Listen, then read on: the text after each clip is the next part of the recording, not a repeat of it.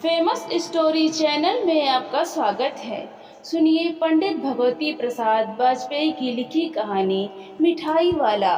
पंडित भगवती प्रसाद वाजपेयी आधुनिक कहानीकारों के ऐसे वर्ग का प्रतिनिधित्व करते हैं जिनकी कहानियाँ जीवन मूल्यों का प्रतिनिधित्व करती हैं, चरित्र बल की प्रेरणा देती हैं तथा देश अभिमान के लिए त्याग और बलिदान की भावना जगाती हैं। भाव, भाषा एवं शैली की दृष्टि से ये कहानियाँ आधुनिक जीवन की सामी हैं। इन्हीं में से एक कहानी है मिठाई वाला, जो हम सभी ने 7वीं कक्षा में पढ़ी होगी। रोहिणी अचंभित है कि आखिर उसके गांव में आने वाला फेरी वाला कभी खिलौने बेचता है तो कभी मुरली और अंत में मिठाई बेचने लगता है, पर जो भी चीज़ वो लाता है वो बहुत ही सस्ते दाम पर बेचता है। आखिर एक दिन रोहिणी उससे पूछ ही लेती है कि वो ऐसा क्यों करता है। बहुत ही मीठे स्वरों के साथ वो गलियों में घूमता हुआ कहता, बच्चों को बहलाने वाला, खिलौने वाला। इस अधूरे वाक्य को वो ऐसे विचित्र किंतु मादक मधुर ढंग से गा कर कहता कि सुनने वाले एक बार अस्थिर हो उठते। उनके स्नेहाभिषिक्त कंठ से फूटा हुआ उपयुक्त गान सुनकर निकट के मकानों में हलचल मच जाती। छोटे छोटे बच्चों को अपनी गोद में लिए युवतियाँ चिकों को उठाकर छज्जों पर नीचे झांकने लगती। गलियों और उनके अंतर्व्यापी छोटे छोटे उद्यानों में खेलते और इठलाते हुए बच्चों का झुंड उसे घेर लेता, और तब वो खिलौने वाला वहीं बैठकर खिलौने की पेटी खोल देता। बच्चे खिलौने देखकर पुलकित हो उठते। वे पैसे लाकर खिलौनों का मोल भाव करने लगते। पूछते, इचका दाम क्या है और इचका।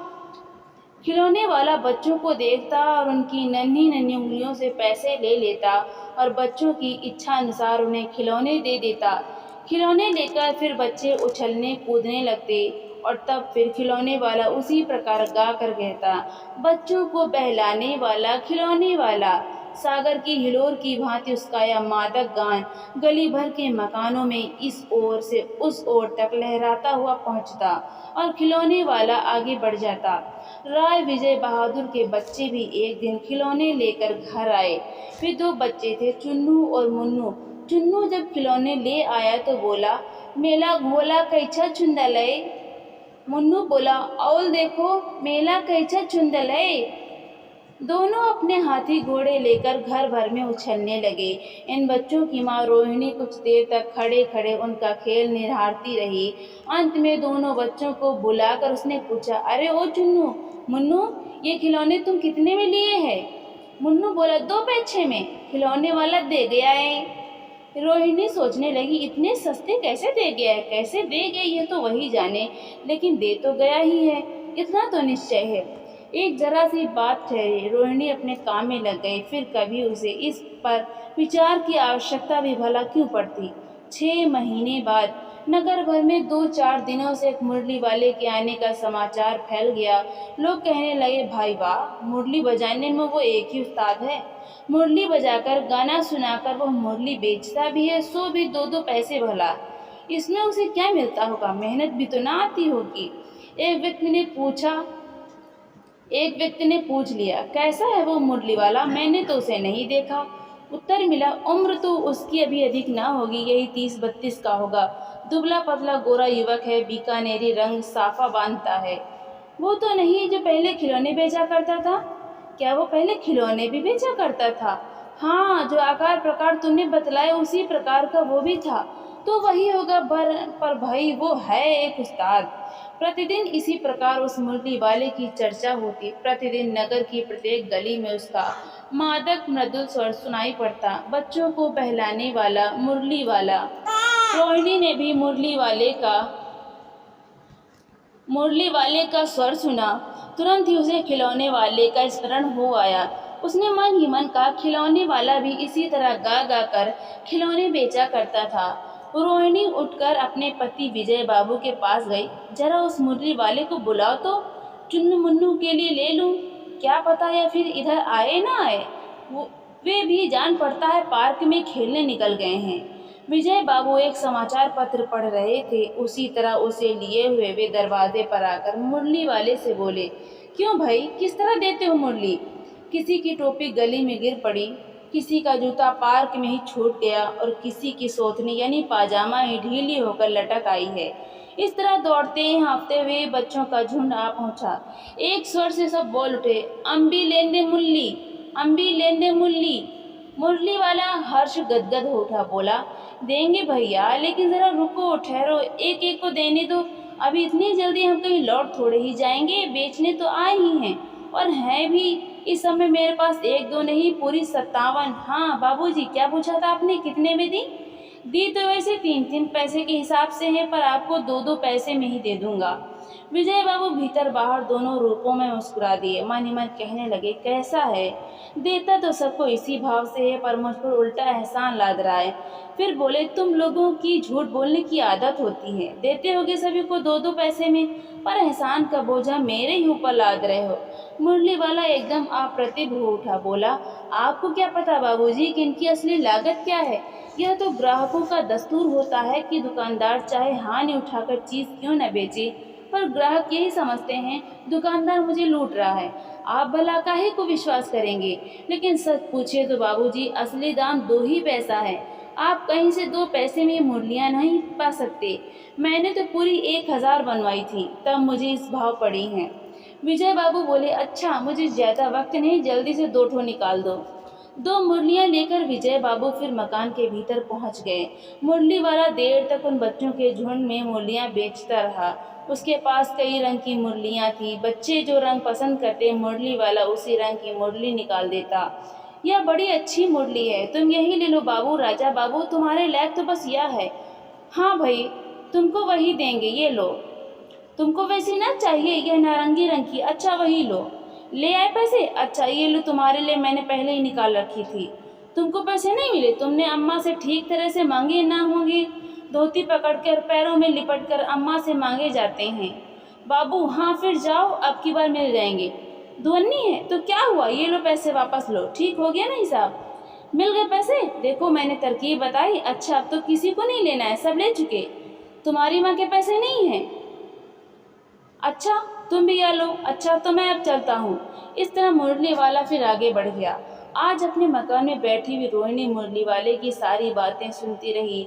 आज भी उसने अनुभव किया, बच्चों के साथ इतने प्यार से बातें करने वाला फेरी वाला पहले कभी नहीं आया। फिर यह सौदा भी कैसा सस्ता बेचता है, भला आदमी जान पड़ता है। समय की बात है, जो बेचारा इस तरह मारा मारा फिरता है, पेट जो न कराए सो थोड़ा। इस समय मुरली वाले का क्षीण स्वर दूसरे निकट की गली से सुनाई पड़ा, बच्चों को बहलाने वाला मुरली वाला।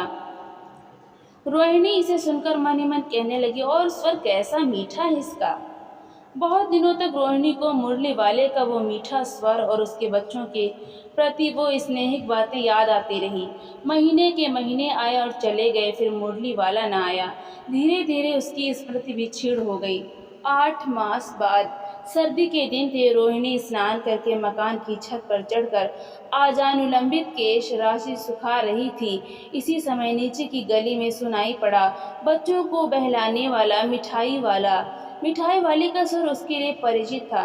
झट से रोहिणी नीचे उतर आई। उस समय उसके पति मकान में नहीं थे। हाँ, उनकी वृद्धा दादी थी। रोहिणी उनके निकट आकर बोली, दादी, चुन्नू मुन्नू के लिए मिठाई लेनी है? जरा कमरे में चलकर ठहराओ, मैं उधर कैसे जाऊं, कोई आता न हो। जरा हटकर मैं भी चिक की ओट में बैठी रहूंगी। दादी उठकर कमरे में आकर बोली, ए मिठाई वाले, इधर आना।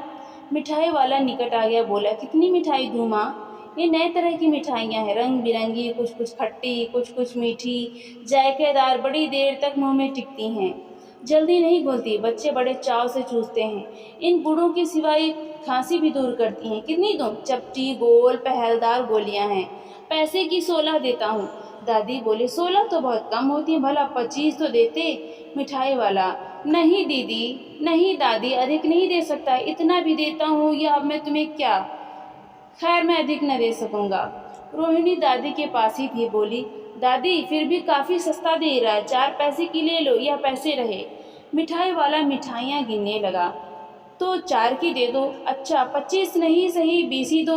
अरे हाँ, मैं बूढ़ी हुई, मोल भाव मुझे ज़्यादा करना आता भी नहीं। कहते हुए दादी के पोपले मुंह से जरा सी मुस्कुराहट फूट निकली। रोहिणी ने दादी से कहा, दादी इससे पूछो तुम इस शहर में और भी कभी आए थे या पहली बार आए हो? यहाँ के निवासी तो तुम हो नहीं। दादी ने इस कथन को दोहराने की चेष्टा की ही थी कि मिठाई वाले ने उत्तर दिया, पहली बार नहीं और भी कई बार आ चुका है। रोहिणी चीख की आड़ से ही बोली, पहले यही मिठाई बेचते हुए आए थे या और कोई चीज़ लेकर? मिठाई वाला हर्ष, संशय और विस्मय आदि भाव में डूब कर बोला, इससे पहले मुरली लेकर आया था और उससे भी पहले खिलौने लेकर। रोहिणी का अनुमान ठीक निकला। अब तो वो उसे और भी कुछ बातें पूछने के लिए अस्थिर उठी। वो बोली, इन व्यवसायों में भला तुम्हें क्या मिलता होगा? वो बोला, मिलता भला क्या है, यही खाने भर को मिल जाता है, कभी नहीं भी मिलता है, पर हाँ संतोष, धीरज और कभी कभी असीम सुख जरूर मिलता है, और यही मैं चाहता भी हूँ। सो कैसे, वो भी बताओ। अब व्यर्थ उन बातों की क्यों चर्चा करूं, उन्हें आप जाने ही दें। उन बातों को सुनकर आपको दुख ही होगा। जब इतना बताया है तब और भी बता दो, मैं बहुत उत्सुक हूँ, तुम्हारा हर्जा ना होगा। मिठाई में और भी कुछ ले लूँगी। अतिशय गंभीरता के साथ मिठाई वाले ने कहा, मैं भी अपने नगर का एक प्रतिष्ठित आदमी था। मकान, व्यवसाय, गाड़ी घोड़े, नौकर चाकर सभी कुछ था। स्त्री थी, छोटे छोटे 2 बच्चे भी थे। मेरा वो सोने का संसार था।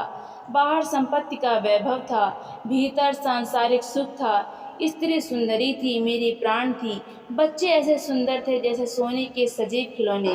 उनकी अटखेलियों के मारे घर में कोलाहल मचा रहता था। समय की गति विधाता की लीला, अब कोई नहीं है।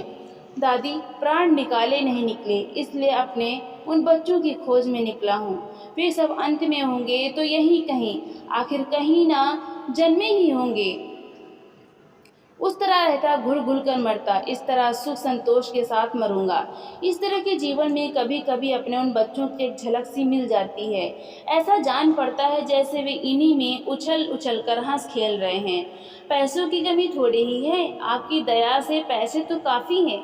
जो नहीं है इस तरह उसी को पा जाता हूँ। रोहिणी ने अब मिठाई वाले की ओर देखा, उसकी आंखें आंसुओं से तर हैं। इसी समय चुन्नू मुन्नू आ गए। रोहिणी से लिपट कर उसका आंचल पकड़कर बोले, अम्मा मिठाई मुझसे लो। यह कहकर तत्काल कागज की 2 पुड़ियाँ मिठाइयों से भरी मिठाई वाले ने चुन्नू मुन्नू को दे दी। रोहिणी ने भीतर से पैसे फेंक दिए। मिठाई वाले ने पेटी उठाई और कहा, अब इस बार ये पैसे ना लूँगा। दादी बोली, अरे अरे, ना ना ना, अपने पैसे लिए जा भाई।